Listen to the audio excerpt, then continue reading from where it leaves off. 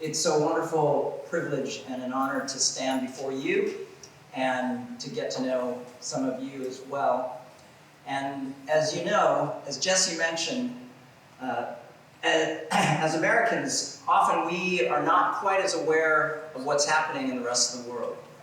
And Jesse mentioned that the Super Bowl, which we all know of, and everybody, more or less, in our country watches the Super Bowl. And people from around the world watch the Super Bowl. The World Cup will be viewed by 50 times more people than watch the Super Bowl. And so I think it just puts things in perspective for us.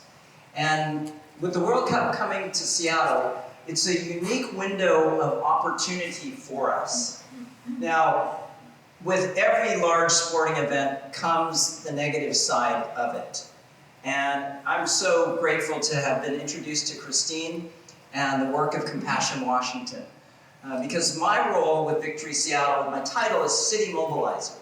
And so I'm working within the faith community, as well as the broader community, to try and bring people together so that we can effectively welcome people to our city, we can effectively engage with our neighbors who are already here from the rest of the world, as well as engaging with people who have come from all over the world to Seattle for the World Cup.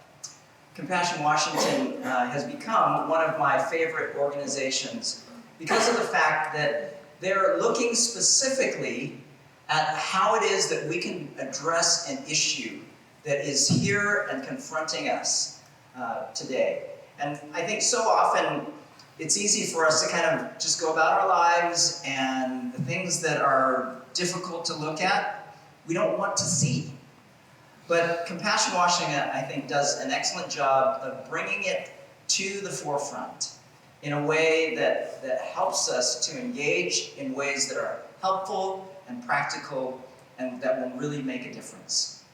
The work that we're doing with Victory Seattle is pulling together churches and nonprofit organizations and ministries. So Jesse and I were on a call this morning, and we were talking about how it's been a bit like microwave popcorn.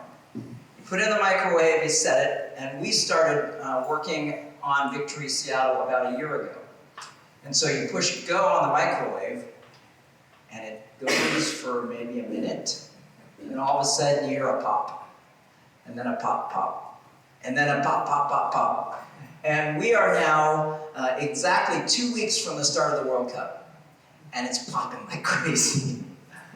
And a week ago, we had 12 different organizations that we were partnering with to do work in the greater Seattle area. In a week, we've added to that, we've more than doubled the number, and we're getting close to 30 organizations that are partnering together and working together across the greater Puget Sound area. Organizations like Compassion Washington, many of the faith-based initiatives that are coming in from out of the state, some who are already present here. There's groups and organizations that are going to be doing work after the World Cup as well. And so in my role as City Mobilizer, it's to help bring those resources together so that individuals and groups who are involved in the faith community can know where to go. And so we have literally thousands of people across churches throughout Western Washington who want to help people to see that Seattle is not dying. When I say Seattle, I mean the greater Puget Sound area. That there's life in Seattle, that there's good things that are going on. And there are people who care about the rest of the world as well. And as each one of you know, we don't need a World Cup to have the rest of the world here.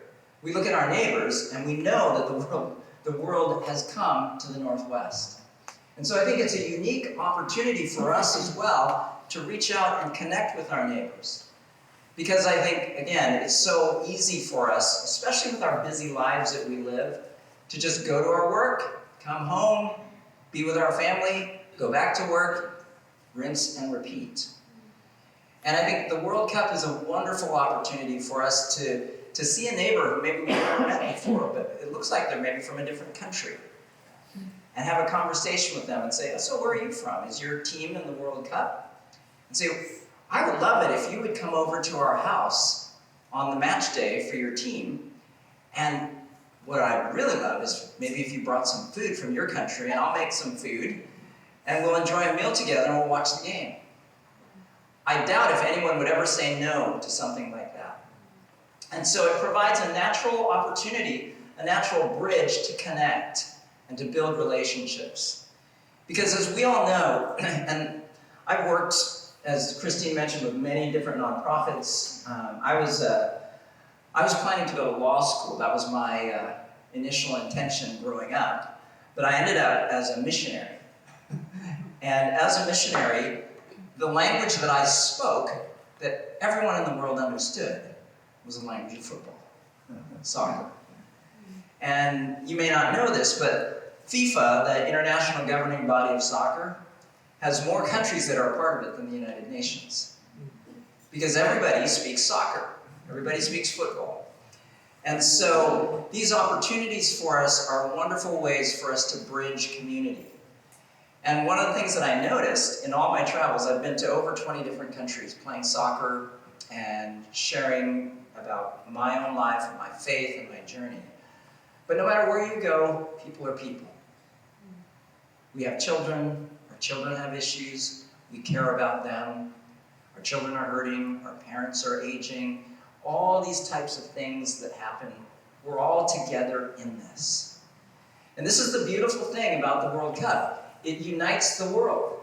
Yeah, we play against each other and we try and win our games. We want our country to finish on the top. But the truth is that it gives us a unique opportunity to see the world in a different way. And I was talking with a pastor who is from West Africa, and he said, literally, they had a neighboring country they were at war with. But they hosted a soccer tournament, and they suspended the war so that their teams could play against one another. And then after the tournament was over, they resumed the war. I would have hoped that maybe after the tournament, they would have stopped the war.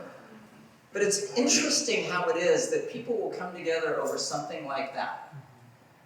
In the soccer world, and I have a game tonight, actually, at 8:45. But we call it the beautiful game.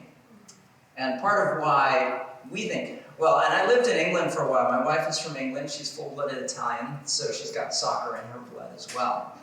But in England, they call soccer the hooligans game, or the gentleman's game that's played by hooligans. And they call rugby the hooligans game that's played by gentlemen.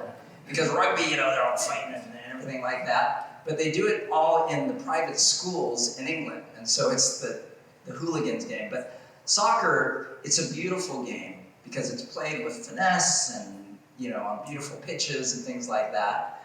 But the soccer people are kind of crazy.